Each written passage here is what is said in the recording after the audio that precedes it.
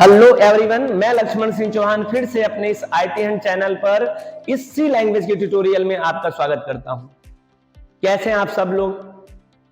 आप अगर मेरी वीडियोस को पहले व्यूज कर रहे हो, आज फर्स्ट वीडियो आज इस चैनल पे देख रहे हैं, तो आपसे रिक्वेस्ट है कि इससे पहले मैंने आज सी लैंग्वेज पढ़ा हूं, उससे पहले प्रोग्राम से संबंधित बहुत सारे टर्मोलॉजी पर हमने वीडियोस बना रखा है, जो आपके इसी डिस्क्रिप्शन में लिंक मिल जाएगा। आप उसको जरूर एक बार देख लीजिएगा और उसके बाद अगर ये वीडियोस देखेंगे तो आपके लिए काफी कामगार होगा आपके लिए और काफी समझ में आएगा। वैसे today the first lecture about the pure discuss the C language. आज का जो लेक्चर है वो डेफिनेटली केवल सी लैंग्वेज पे है।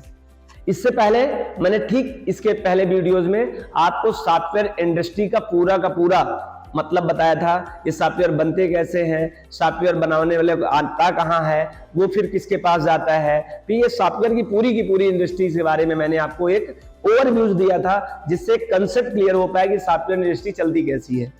क्योंकि अगर हम सॉफ्टवेयर बनाना चाहते हैं और सॉफ्टवेयर अगर आप बैठकर देखना चाहते हैं तो I hope you are chances to join the software development corporation. आपको चांस है कि आप जा सकते हैं। तो आपको एक ऐसी दिलचस्पी रहती है, लोगों को एक जिज्ञासा होती है सर कैसे होता होगा काम। तो मैंने अपने ठीक पिछले वाली वीडियोस में आपको एक बेहतर तरीके से कंसेप्ट बनाने में कामगार रहा हूं, जिससे आपको बात समझ में आ गई होगी। आज के इस लेक्चर में हम आपका वक्त न जाया करते हुए सीधे चलते हैं अपने आज की क्लास पे। और आज का टॉपिक और आज का क्लास जेन्युइन क्लास नेम है सी लैंग्वेज। हमने पिछली क्लास में आपको लैंग्वेज क्या है, प्रोग्रामिंग लैंग्वेज क्या है, प्रोग्रामर क्या है, बहुत सारी बातों को एक्सप्लेन कर दिया हूं। इसलिए मैं आपसे रिक्वेस्ट किया था कि पीछे वीडियो जरूर देख लीजिएगा, क्योंकि हम लोगों के पास इतना टाइम नहीं होगा कि पीछे वाले वीडियोज को रिकैप कर पाए। और रिकैप कर भी पाएंगे तो deep knowledge and differ to other, इस स्लोगन को अगर सही करना है तो आपके लिए थोड़ा सा समय देना पड़ेगा और हम लोग उथले जैसे नॉलेज में नहीं जाएंगे। क्योंकि आप अगर कल के दिन सॉफ्टवेयर इंजीनियर बनने का सोचेंगे भी तब जब आपका प्राइमरी लेवल कंप्लीट रहेगा।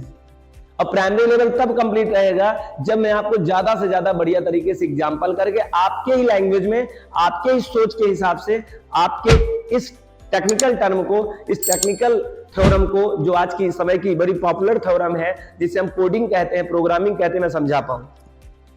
ज्यादातर लोग इसलिए प्रोग्रामिंग में नहीं आते हैं क्योंकि उनको जो बेसिक्स है वो क्लियर नहीं होता है, और बेसिक हम लोग क्लियर करना भी नहीं चाहते, जिस कारण से अब करने का इन द सेंस आप बहुत लेबोरियस का काम होता है। आपको पूरी बातें बताएं। अब देखो, आप उस साइड हैं, हम इस साइड हैं, हमें नहीं पता आपका लेवल क्या है, तो हम आपके इस चैनल पर आपके किसी भी लेवल में हो सकते हैं, आप सॉफ्टवेयर इंडस्ट्री के, सॉफ्टवेयर डेवलपमेंट के ज्ञाता भी हो सकते हैं, लेकिन मेरा जो अपना मानना है, हम आपको लोअर तरीके से, एकदम लोअर तरीके से स्टार्ट करेंगे, जिससे कि उनको भी लेके चला जा सके। और अगर आपको पहले से ही यू हैव नोन, आपको पता है about the software development, then I promise आपको कुछ इंटरेस्टिंग जरूर आपको मिलेगा, जो आपको लगेगा हाँ this is the very beneficial for the me, ये आपके लिए भी अच्छा रहेगा। आगे चलते हैं हम लोग। इसका नाम सी लैंग्वेज क्यों पड़ा? इसका प्रोनाउंसिएशन सी होता है, सी फॉर कैट। बहुत सारे बच्चे ये नहीं सोच पाते हैं और पूछना चाहते हैं सर व्हाट्स रीजन बिहाइंड सी लैंग्वेज, इसे सी लैंग्वेज क्यों कहते हैं? इसका एक्सप्लेन हम लास्ट में कहे हैं। सबसे पहले हम देखेंगे सी लैंग्वेज है क्या। सी लैंग्वेज एक हाई लेवल लैंग्वेज है। High level language in the sense of ऐसी लैंग्वेज जो हमारी ह्यूमन की अंडरस्टैंडेबल लैंग्वेज है। ह्यूमन अंडरस्टैंडेबल लैंग्वेज तो सर बहुत सारी है। कोडिंग में या प्रोग्रामिंग में कैसी लैंग्वेज जरूरत होती है? मात्र दो चीजों का कलेक्शन होता है प्रोग्राम। उसमें अंग्रेजी के कुछ टर्म रहेंगे, शब्द रहेंगे और सिंबल रहेगा। मतलब English words plus symbol is equal to code. English के कुछ वर्ड रहेंगे और सिंबल रहेंगे, इन्हीं का कलेक्शन क्या कहलाता है? कोड कहलाता है, प्रोग्राम कहलाता है। लेकिन एज यू नो, जैसे आप सबको पता होगा कि computer do not stand any symbol और एनी लैंग्वेज। वो आपकी लैंग्वेज किसी भी प्रकार की लैंग्वेज होगी नहीं जानता है, इंग्लिश नहीं जानता है। English do not stand to computer, symbol do not stand to computer. तो क्या जानता है कंप्यूटर? कंप्यूटर की खुद की अपनी भाषा होती है जिसे बाइनरी लैंग्वेज कहते हैं, करंट की भाषा कहते हैं, प्लस 5 वोल्ट करंट और 0 वोल्ट का करंट होता है। अभी अब बहुत डीप में नहीं जाइए, क्योंकि आपका कुछ स्टैंडर्ड है, आप पर उस पर समझाएंगे ज्यादा समझ में आएगा। कुल मिला के 0 की भाषा में कंप्यूटर समझता है, और हम लोग की जो भाषा है जिसे उच्च स्तरीय भाषा कहते हैं, हाई लेवल लैंग्वेज कहते हैं, वो है इंग्लिश कोड, इंग्लिश वर्ड और प्लस सिंबल्स। तो यहां भी उसी तरह प्रोग्राम बनेगा, इंग्लिश के कुछ वर्ड होंगे और कुछ सिंबल होंगे, इन्हीं वर्ड सिंबल से मिलकर हम लोग इंस्ट्रक्शन बना देंगे, और वो इंस्ट्रक्शन हम लोग क्या करेंगे? अपने कंप्यूटर को दे देंगे। हाँ, इस जाहिर सी बात है, पिछली लेक्चर में आपने देखा कि हमारे लिखे गए इंस्ट्रक्शन कोड को कंप्यूटर समझ नहीं पाता है, तो उसके लिए एक और सॉफ्टवेयर बीच में है जिसका नाम ट्रांसलेटर होगा, जिसे लैंग्वेज प्रोसेसर भी कहते हैं। उसका काम केवल इतना होगा कि आपके द्वारा लिखा गया कोड जो आपको समझ में आ रहा है उसको कंप्यूटर को समझा दे। Translator is a program which help to only translate human understandable language into machine understandable. उसको केवल ह्यूमन अंडरस्टैंडेबल की बात को केवल मशीन को समझा देगा, इतने काम होता है ट्रांसलेटर का, बस। इससे ज्यादा एक्स्ट्रा कुछ नहीं होता उसका। आई होप आपको बात समझ में आया होगा कि ये हाई लेवल लैंग्वेज है। हाई लेवल लैंग्वेज क्या है, उसकी क्या नीड होती है। और इसको बनाने वाले व्यक्ति का नाम है मिस्टर डेनिस रिची इन 1972, AT&T बेल लैबोरेटरीज, यूएसए में एक AT&T बेल लैबोरेटरीज लैब है। वहीं पर 1972 में मिस्टर डेनिस रिची और थॉमस क्रूज नाम के 2 वैज्ञानिक ने इसको डेवलप्ड किया था। लेकिन यहां पे थॉमस क्रूज का नाम नहीं है, क्योंकि जो ज्यादा इफेक्टिव टास्क कर रहे थे, जो मेजर टास्क किए होंगे, उनका नाम रहा होगा मिस्टर डेनिस रिची। और ये दोनों पर्सन यूज कर रहे थे इसी लैबोरेटरी में। AT&T बेल लैबोरेटरी सन 1971 में एक प्रोजेक्ट टास्क चल रहा था जहां पे यूनिक्स ऑपरेटिंग सिस्टम बन रहा था। उसी यूनिक्स ऑपरेटिंग सिस्टम के प्रोजेक्ट में काम करते करते इन दोनों लोगों के पता नहीं क्या दिखा, उन्होंने उसी से एक नया लैंग्वेज इजाद किया, उसका नाम पड़ा सी लैंग्वेज। अब बात ये आती है, इसका नाम सी लैंग्वेज फिर क्यों पड़ा, बी क्यों नहीं पड़ा, जेड क्यों नहीं पड़ा, एक्स वाई जेड ऐसा क्यों नहीं पड़ा, हम इसकी बात नीचे वाले लाइन में करेंगे। पहले 2 बात समझिए, एक हाई लेवल लैंग्वेज है, दूसरी बात क्या समझिए, इसको मिस्टर डेनिस रिची ने 1972 में AT&T बेल लैबोरेटरीज में डेवलप किया। That's right. आए प्रोसीजरल या डाटा ओरिएंटेड या स्टैटिक प्रोग्रामिंग लैंग्वेज जिसे कहते हैं, प्रोसीजरल या डाटा ओरिएंटेड या इसे स्टैटिक प्रोग्रामिंग लैंग्वेज कहते हैं।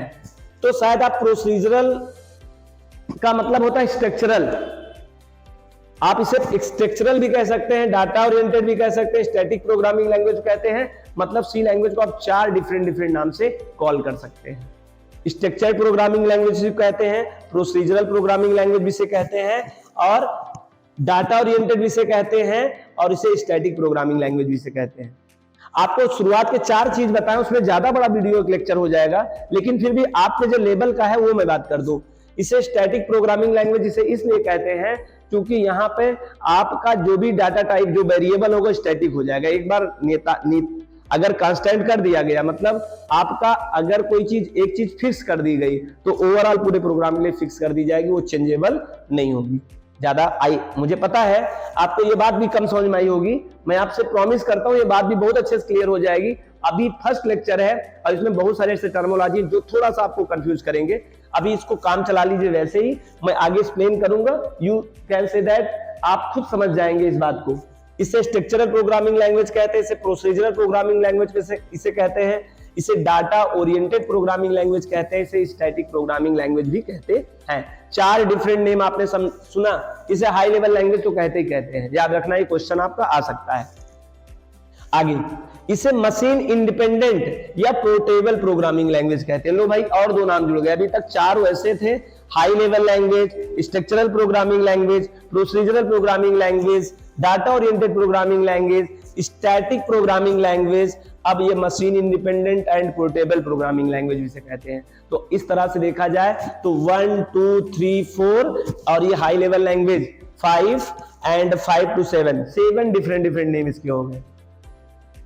और इसे मशीन इंडिपेंडेंट क्यों कहते हैं? क्योंकि यह मशीन इंडिपेंडेंट का मतलब होता है ऐसा सॉफ्टवेयर, ऐसा प्रोग्राम जो दूसरे मशीन पर ले जाने पर वो वहां पर एग्जीक्यूट हो जाए, उसे हम लोग मशीन इंडिपेंडेंट कहते हैं, और जो एक स्थान से दूसरे स्थान पे इजीली जा सकता है उसको हम पोर्टेबल भी कहते हैं। तो पोर्टेबल प्रोग्रामिंग लैंग्वेज या मशीन इंडिपेंडेंट प्रोग्रामिंग लैंग्वेज कहते हैं। आई होप आपको ये बातें सब क्लियर हुई होंगी। अगर क्लियर हुई हो तो आपने कमेंट से यस कहिए, मैं आगे कंटिन्यू करूं, और अगर नहीं समझ में आता है तो आप कमेंट लिखिए, उसके लिए डाउट सेशन लेके आऊंगा स्पेशल क्लास में, क्या बात नहीं समझ में। चले आगे चलते हैं हम लोग। इसे केस सेंसिटिव भी प्रोग्रामिंग लैंग्वेज कहते हैं। केस सेंसिटिव माने व्हाट? केस सेंसिटिव का मतलब होता है कुछ प्रोग्रामिंग लैंग्वेज केस सेंसिटिव होती है, कुछ प्रोग्रामिंग लैंग्वेज होती है जो केस सेंसिटिव नहीं होती है। तो इसी language case sensitive programming language है। केस सेंसिटिव प्रोग्रामिंग लैंग्वेज का मतलब होता है यदि आपने किसी का आइडेंटिफायर, आपने कैपिटल लेटर में अगर किसी का नाम ए रख दिया है तो आप ए ही रखेंगे। और मैं आपको समझा पाऊं अच्छे तरीके से, जरा सोच के बताइए, अगर आपने अपने मोबाइल का पासवर्ड राज रखा हो, 1 2 3 रखा हो, राज 1 2 3 रखा हो, और राज कैपिटल में रखा हो, तो जरा आप अभी ट्राई करके देखिए, क्या स्मॉल लेटर में राज टाइप करने से 1 2 3 करने से क्या ओपन हो रहा है? क्या टेक टू टाइम चेक कर लीजिए, बिल्कुल नहीं हुआ होगा। क्यों? क्योंकि हमारा पासवर्ड केस सेंसिटिव होता है। अब आपको शायद मैं समझाने में सफल रह पाया हूं कि केस सेंसिटिव क्या होता है। केस सेंसिटिव वो होता है जो केस को समझता हो। केस माने लिपि को समझता हो। जैसे अगर कैपिटल लेटर में ए लिख दिया है और बाद में स्मॉल लेटर में आप ए लिखेंगे तो वो सेंस नहीं करेगा, क्योंकि कैपिटल ए अलग है, स्मॉल ए अलग है, आपके लिए सेम होगा। लेकिन हमारे कीबोर्ड में जो स्काई कोड होता है ASCII, वो दोनों के अलग अलग होते हैं। इस वे में देखा जाए दोनों डिफरेंट है।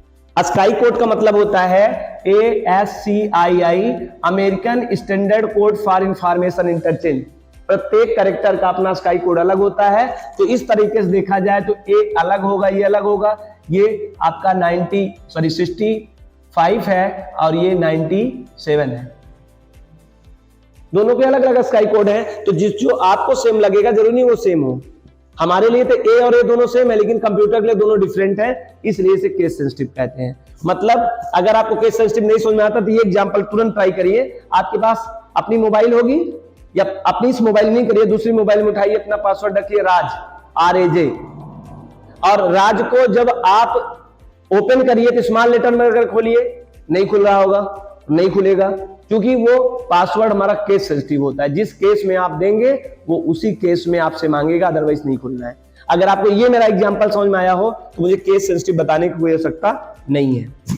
आगे है मदर ऑफ प्रोग्रामिंग लैंग्वेज। हम सी लैंग्वेज को मदर ऑफ प्रोग्रामिंग लैंग्वेज कहते हैं, क्योंकि सबसे ट्रेडिशनल लैंग्वेज में हमारी कौन सी है? सी लैंग्वेज है।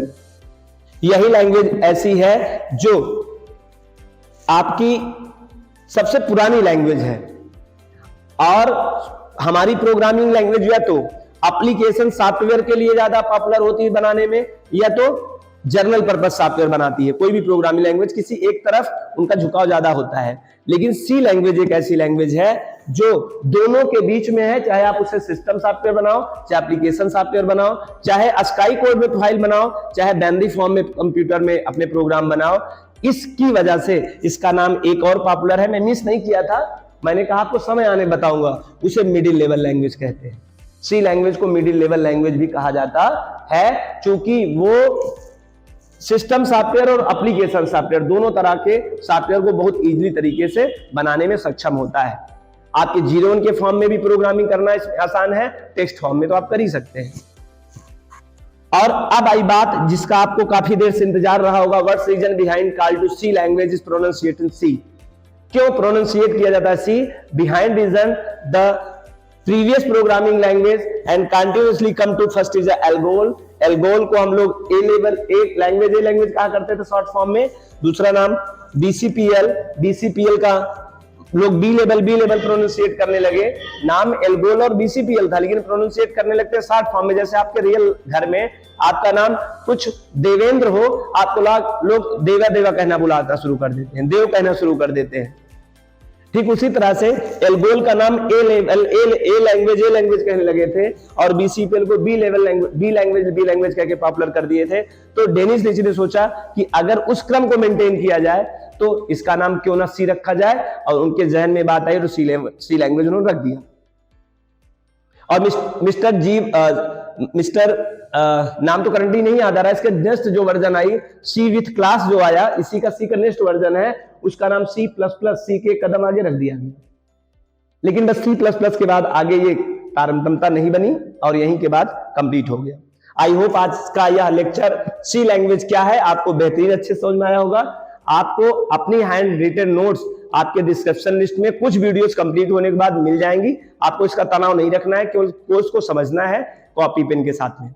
अगर आपको यह वीडियो अच्छा लगा हो और आपको बात समझ में आई हो तो आप चैनल को सब्सक्राइब कर दें, अपने इस वीडियो को लाइक कर दें और ज्यादा से ज्यादा अपने दोस्तों तक ये शुरू कर दें, शेयर कर दें, क्योंकि हमने इस क्लास को कंटिन्यू शुरू कर दिया और कोशिश है deep knowledge and deferred version.